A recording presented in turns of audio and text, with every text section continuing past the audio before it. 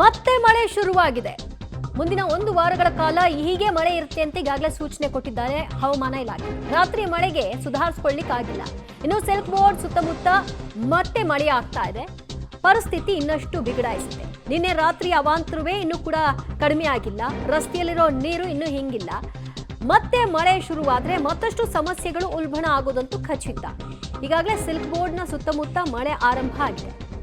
ಬೆಂಗಳೂರಿಗರು ಮಳೆ ಬಂದಾಗ ಏನ್ ಮಾಡಬೇಕು ಅಂತ ತೋಚಲಾರದೆ ಒದ್ದಾಡುವಂತಹ ಪರಿಸ್ಥಿತಿ ಈಗ ನಿರ್ಮಾಣವಾಗಿದೆ. ಮತ್ತೆ ಮೇಲಿಂದ ಮೇಲೆ ಮಳೆ ಬಿದ್ದಾಗ ನೀರು ಹಾಗೆ ಉಳ್ಕೊಳ್ಳುತ್ತೆ ಮತ್ತು ಸಮಸ್ಯೆಗಳು ಹಾಗೆ ಉಳ್ಕೊಳ್ಳುತ್ತೆ. ಮಳೆ ನಿಲ್ಲುವವರೆಗೂ ಕೂಡ ಇದೇ ರೀತಿಯಾದಂತಹ ಪರಿಸ್ಥಿತಿಯನ್ನ ಅನುಭವಿಸಲೇಬೇಕಾಗಿದೆ. ಯಾವಾಗ ಮಳೆ ಬಂದರೂ ಕೂಡ ಈ ಸಮಸ್ಯೆ ಸಾಮಾನ್ಯವಾಗ್ಬಿಟ್ಟಿದೆ ನಮ್ಮಗಳಿಗೆ ಅಂತ ಕೆಲವರು ಹೇಳ್ಕೊಳ್ತಾ ಇದ್ದನ್ನ ಗಮನಿಸಬಹುದು. ಅಂದ್ರೆ ಅರ್ಥ ಏನೇನೂ ಬದಲಾವಣೆ ಆಗಿಲ್ಲ ಕಳೆದ ಹಲವು ವರ್ಷಗಳಿಂದ ಅನ್ನೋದು ಇಲ್ಲಿ ಸ್ಪಷ್ಟವಾಗಿ ಗೊತ್ತಾಗ್ತದೆ. ಮತ್ತಷ್ಟು ಮಾಹಿತಿ ಕೊಡ್ತಾರೆ ನಮ್ಮ ಪ್ರತಿನಿಧಿ ಲೋಕೇಶ್. ಈಗ ಸಿಲ್ಕ್ ಬೋರ್ಡ್ನ ಸುತ್ತಮುತ್ತ ಮಳೆ ಮತ್ತೆ ಆರಂಭ ಆಗಿದೆ ಅನ್ನುವಂಥ ವರದಿ. ಸೊ ಈಗ ಮತ್ತೆ ಮಳೆ ಆದರೆ ಪರಿಸ್ಥಿತಿ ಇನ್ನು ಹೇಗಿರಬಹುದು?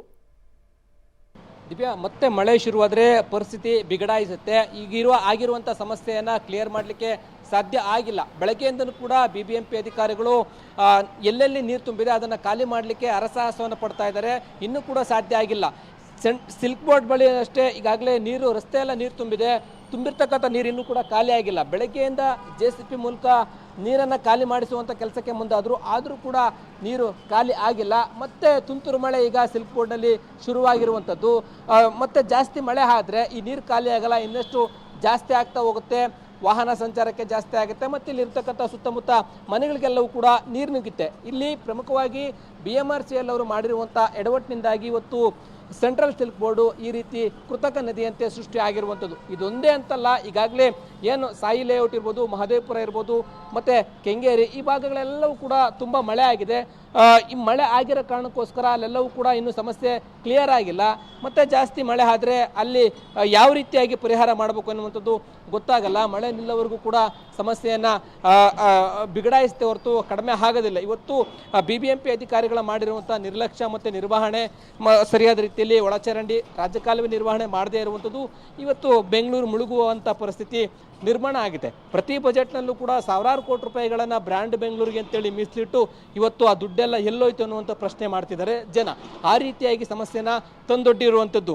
ಬೆಂಗಳೂರಿನ ಸುಮಾರು 118ಕ್ಕೂ ಹೆಚ್ಚು ಪ್ರದೇಶಗಳು ಹಾನಿಯಾಗಿವೆ ಎನ್ನುವಂಥ ಮಾಹಿತಿ ಲಭ್ಯ ಆಗ್ತಾ ಇದೆ. 27 ಮರಗಳು ಬಿದ್ದಿರುವಂಥದ್ದು, 40 ರಂಬೆ ಕಂಬೆಗಳು ಬಿದ್ದಿದೆ. ಮತ್ತು ಇನ್ನೊಂದು ಯಲಹಂಕದ 29 ಕೆರೆಗಳು ಎಲ್ಲವೂ ಕೂಡ ಭರ್ತಿಯಾಗಿದೆ ಅಂತೇಳಿ BBMP ಅವರು ಮಾಧ್ಯಮ ಪ್ರಕಟಣೆಯನ್ನು ಹೊರಡಿಸಿರುವಂಥದ್ದು.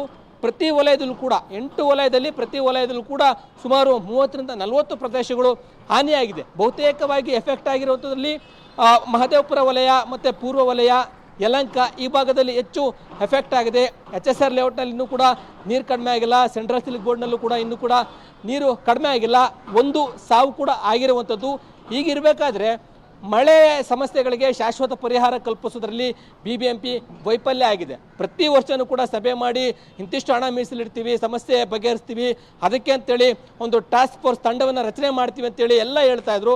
ಆದರೆ ಈಗ ಎಲ್ಲೋಯ್ತು ಅನ್ನುವಂಥ ಪ್ರಶ್ನೆ ಸಾರ್ವಜನಿಕರು ಮಾಡ್ತಾ ಇದ್ದಾರೆ. ಇಷ್ಟು ದಿನಗಳ ಕಾಲ BBMP ಇತ್ತು, ಈಗ ಗ್ರೇಟರ್ ಬೆಂಗಳೂರು ಅಂತ ಮಾಡ್ಕೊಂಡಿದ್ದಾರೆ. ಗ್ರೇಟರ್ ಬೆಂಗಳೂರು ಅಂತ ಮಾಡಿಕೊಂಡು ಈಗ ಗ್ರೇಟರ್ ಬೆಂಗಳೂರಾಗಿ ವಾಟರ್ ಬೆಂಗಳೂರು ಆಗಿರುವಂಥದ್ದು ಸಮಸ್ಯೆ ಉಲ್ಬಣ ಆಗ್ತಾ ಇದೆ. ಮತ್ತೆ ಮಳೆ ಆಗುತ್ತೆ ಅಂತ ಹವಾಮಾನ ಇಲಾಖೆ ಮುನ್ಸೂಚನೆಯನ್ನು ಕೂಡ ಕೊಟ್ಟಿರುವಂಥದ್ದು. ಮಳೆ ಆದರೆ ಸಮಸ್ಯೆ ಮತ್ತೆ ಜಾಸ್ತಿ ಆಗುತ್ತೆ ಹೊರತು ಕಡಿಮೆ ಆಗಲ್ಲ.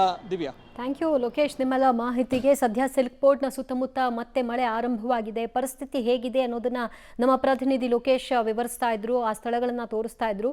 ಈಗಲೂ ಕೂಡ ಶುದ್ಧ ನೀರು ರಸ್ತೆಯಲ್ಲಿ ನಿಂತಿದೆ.